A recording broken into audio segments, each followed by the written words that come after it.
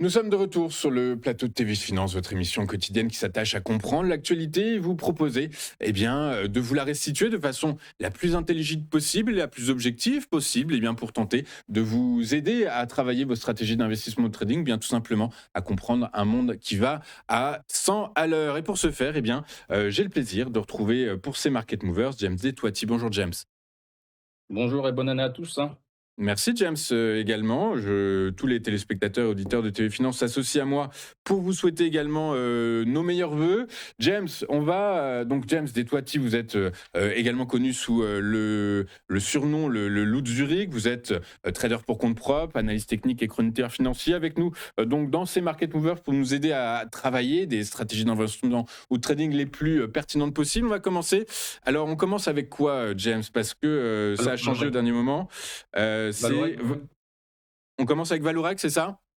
Ouais, Valorec, ouais. On commence avec Valorec. Valorec qui a, je le rappelle pour les personnes qui nous écoutent, dévoilé le lancement d'un programme de rachat d'actions qui se déroulera jusqu'au 30 juin 2026 pour un montant de 200 millions d'euros. Inévitablement, la direction administrative et financière communique sur le fait qu'il n'y a pas de risque de dilution. Ceci étant, évidemment que tout n'est pas si rose. Donc, quelle stratégie on adopte, James, dans un marché qui devrait se tendre à mesure que le risque géopolitique se matérialise? Qu'est-ce qu'on joue? On joue l'opération d'ingénierie financière ou on joue la probable évolution à la hausse des cours de pétrole au cours du premier trimestre 2026? Alors c'est bien ce que vous dites parce que comme on dit: «Parlons peu, parlons bien». Les forces et les faiblesses en fait de Valorec, les forces, c'est surtout que c'est le leader mondial des tubes premium sans soudure. Ensuite, donc ce que vous avez dit, vous m'enlevez les mots de la bouche, c'était exactement ce que je voulais dire tout à l'heure. On a une génération de cash positive sur 12 trimestres, d'accord? Et une diversification vers l'hydrogène, la géothermie et l'énergie verte.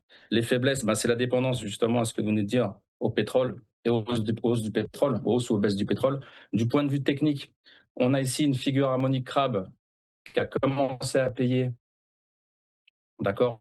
Ensuite, on est rentré dans un range, ici, ce petit rectangle blanc, là. Et comme vous pouvez le constater, vous pouvez le voir sur mon graphique, on a aussi un triangle ascendant qui est une figure, en fait, haussière, d'accord. Ici, on a eu un rachat autour du mois de mars 2024 de ArcelorMittal. J'ai une petite anecdote là-dessus, mais je vous en parlerai plus tard. Donc, les targets à la hausse, je reste haussier sur Valorec.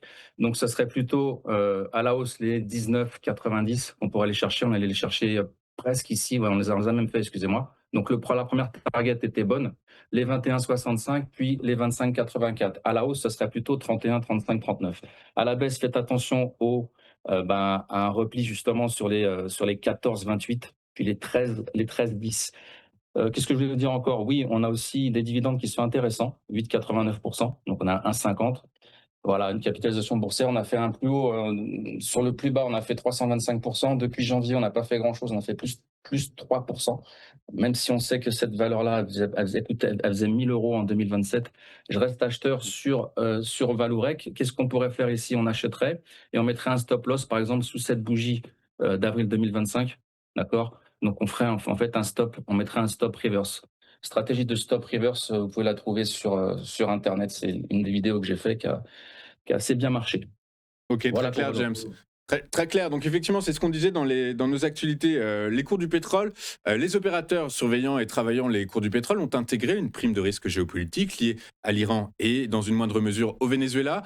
Ceci étant, globalement, le contexte macroéconomique reste identique à celui de fin 2025, un contexte où l'offre devrait surabonder par rapport à la demande. Résultat, les prévisions des analystes financiers concernant l'évolution du baril de Brent et du WTI sont pas exceptionnelles. On intègre toujours un baril plutôt en baisse par rapport à 2025. Du coup, c'est vraiment intéressant de jouer Valorec Moi, c'est une, ouais, sous c'est ce une action que j'aime prisme-là. bien. Ouais, moi, c'est une action que j'aime bien, que j'achète. Ok, J'achète. ok. Avec des bons dividendes, j'achète. Ok, écoutez, effectivement, une valeur de rendement plus qu'une valeur une valeur de rendement. Allez intégrer du dividende dans vos portefeuilles, même si globalement 2026 s'annonce plutôt de bon augure selon les analystes financiers, que ce soit outre-Atlantique ou en Europe. Donc, écoutez, en tout cas, c'est entendu.